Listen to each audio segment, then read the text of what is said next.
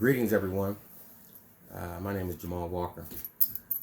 Just decided to do a little video presentation based on a post that I saw originally about women getting depressed after sex.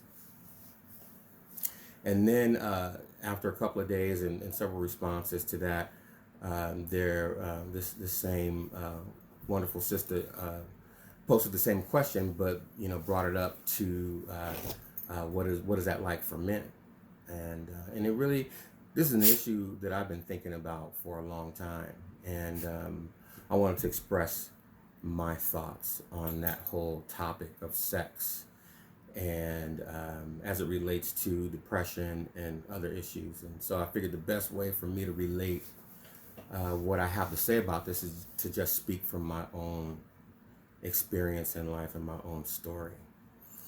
So, I want to start with, being a young child, talking about age 10, 11, 12, right in that area when, that's when I started to, notice girls in a different way, so to speak, and started to notice feeling different, about some girls, that I would see. And wanting to explore and wanting to touch and to play in ways that of course have always been discouraged at a young age, but that's when we start exploring, I believe, and in some cases earlier, but that's around when it started for me. And I remember talking to, now I'm speaking as a man but also in particular as a black man, and how I see this within our community. But again, this is just my experience. It may not be the same for everybody else. But, I can remember times being that age and, talking to my older cousins who, might have been 4, 5, 6 years older than me, and already sexually active and everything. I'd tell them about some crush I had on a girl. And I remember I'm 10 or 11 years old, maybe 12. And I can remember on several occasions, the first thing that they would say to me is, "Did you fuck her yet?" As if like I'm supposed to be sexually active at that age. And that happened enough to where I started to see that, like, wow, this is a thing in our community, whether it be a cousin or a friend, or something like that. Like, that's what's supposed to be going on, so it starts to build this whole myth and misconception about black male sexuality, that we're always supposed to be on the hunt, always supposed to be on the prowl, always supposed to be ready to perform. You got to beat the pussy up, blah blah blah, all that bullshit, but when you're young and you have that drilled into you by people who look like you and people that you look up to and respect, as well as the images that you are exposed to in the media time and time again, just over and over and over, this, it creates this whole myth about black male sexuality, and that you're supposed to be ready to do the deal at the drop of a hat, no matter what. That's your main. It becomes like this thing, like that's your main purpose or drive in life, is to get you some. And as a young kid, I'm not like, what I mean, I'm maybe ready to like touch a little boob or something like that, or rub a girl on her booty or something like that. I'm not even at that place of having enough requisite knowledge about actual intercourse. I mean, I guess I kind of knew, like, I knew that one person was supposed to be on the other person, but I didn't even really know about penetration yet. You know what I mean? So I'm like, it was just crazy. But these images and these ideas about black male sexuality just persist throughout the generations. And you know what I mean? It's like I reached a point in my life where it's like I felt like, I was gonna get my black man card revoked if I didn't continue on with that stereotype about us and that mythology about us, that's how we're supposed to be, and I also wanted to note that we don't just get these ideas from men in the community. women have bought into that idea and that stereotype as well. So you're always afraid of, if you meet a woman, especially a sister, you know what I mean, that you gotta be ready to, beat the pussy up. You know what I mean? Or else you're not gonna be man enough. And you might not even really be wanting to do that. Contrary to popular belief, there are times when dudes, meet women that maybe they like them or whatever, but they're not feeling the drive to really be sexual with that particular woman, but will go ahead and do it anyway because he feels like he's supposed to. Women do not corner the market on having sex against their will. That's a fallacy. Men do it too. We do. I have, because I thought that I was supposed to, that I had to. Some of the same reasons that women do it, So anyway, what I wanted to talk about is this whole concept of depression around sex.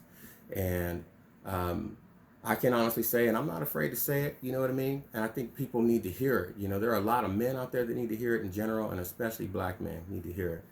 We get older. When we're young, we can get a hard on at the drop of a hat. It ain't nothing. You know what I mean? We don't have to hardly see nothing. We might even be thinking about the football game and all of a sudden look down and see, damn, my shit is on full. I know it's not because I was thinking about the football game. It's just involuntary. Shit just happens. We don't have no problem when we're younger, full of testosterone, and the body is just ready. And that messes up our psyche down the road too, because we get older, we start getting into our 30s and our 40s, and it's just not quite that easy to get excited. You know what I mean? We need a little bit more than just, a naked body laying on the bed.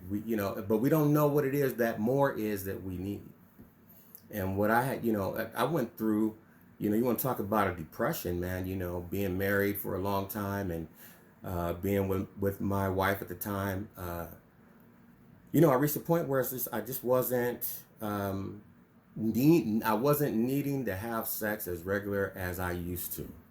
And it took more to get me going. Just like it takes women more to get you, like really ready. You know what I mean? You need some foreplay and that kind of stuff. They never taught us as men that we would actually go through a similar process where we would need something more than just, boom, you plop down on the bed, you're naked, and let's go. You know what I mean?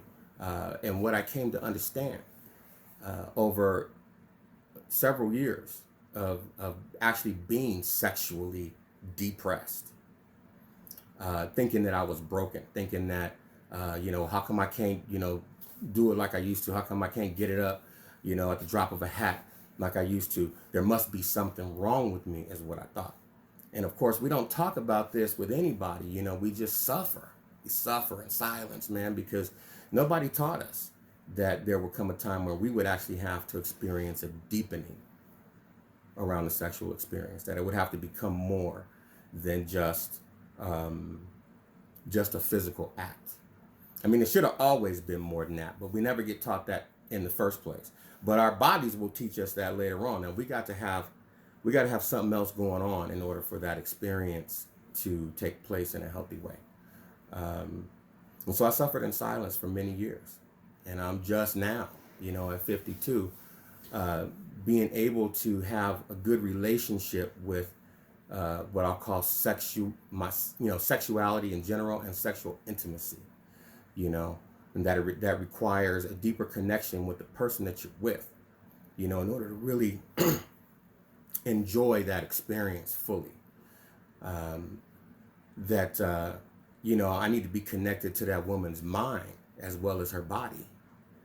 She got to be able to offer something for me mentally that stimulates this, that can get me present in the moment to want to have sex with her.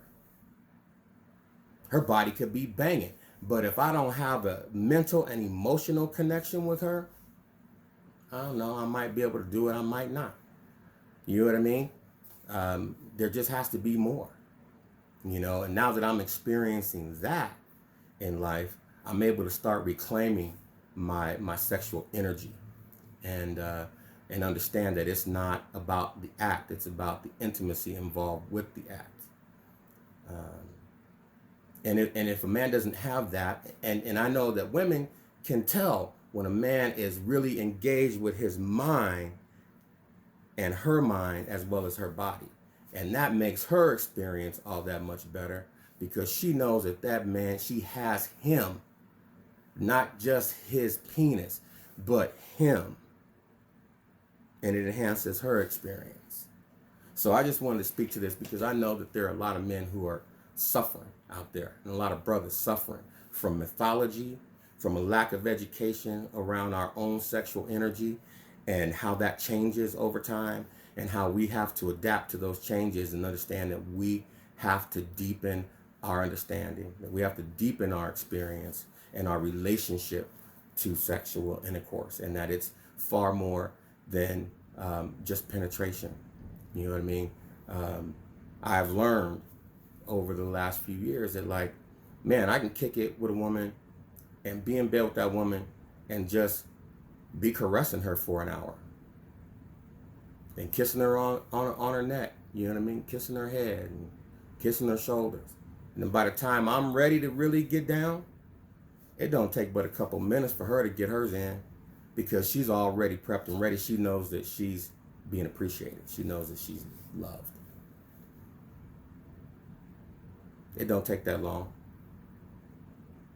But it's everything that comes before then. It's about getting present in the moment with the entire experience that brings joy for both people. So, you know what I'm saying? You youngsters out there, you better get this lesson because I'm trying to save you a lot of heartache. And for those men out there that are coming in their 30s and 40s and feeling like you're broken and you need pills and all this shit, that ain't what it is. You got to get deeper. And I'm not talking about physically deeper. I'm talking about mentally deeper. You know, you got to change up your game. And also, it's important to understand that our mental state, in terms of when we're, you know, trying to engage in that act of sexual intimacy, if our minds aren't right and we're not present, we can't enjoy the experience. And that's what contributes a lot to, like, not even being able to get it up. You know what I mean? Because we're not present. We're not there. And that woman knows it. She knows when you ain't there. And you can't satisfy her if you ain't there. You know, and women also have a responsibility to play in this. You know, you got to remember that the truth is, as much macho as we might try to bring to the table, we are extremely emotionally insecure about our shit because of all the mythology that we've had to endure. Not to mention all the other pressures that black men have to endure with just dealing with racism and white supremacy. That has our mind so fucking twisted, you know, most of the time that it's hard to focus on anything, let alone that. You know, and women can help their man by being aware of these things, being aware of the mythology, and providing a space for them that says, baby, I got you no matter what. Don't trip. Don't trip. I got you. You got to have some knowledge yourself about what this man is going through in his day-to-day life. You know, help him to get undepressed. You know, let him know that you understand that, hey, baby, I know you know, you might not have it to rock like that you did when you was 25, but you know what I'm saying? You still got it, and I love you. You know, that's going to help that man be present. And ultimately it benefits both of you, you know. And our physical health, you know, if we're not eating right, smoking too much, drinking too much, you know what I'm saying, not taking care of our physical health, that all has an effect on our body and our body's response to sexual energy and you know, sexual intimacy and all of that. And of course, that physical health also affects our mental health, you know. So we have to start learning that we got to have a whole body mind experience involved in this shit, you know. So anyway, I hope that this is helpful for somebody. I'm glad to get it off my chest, you know what I'm saying?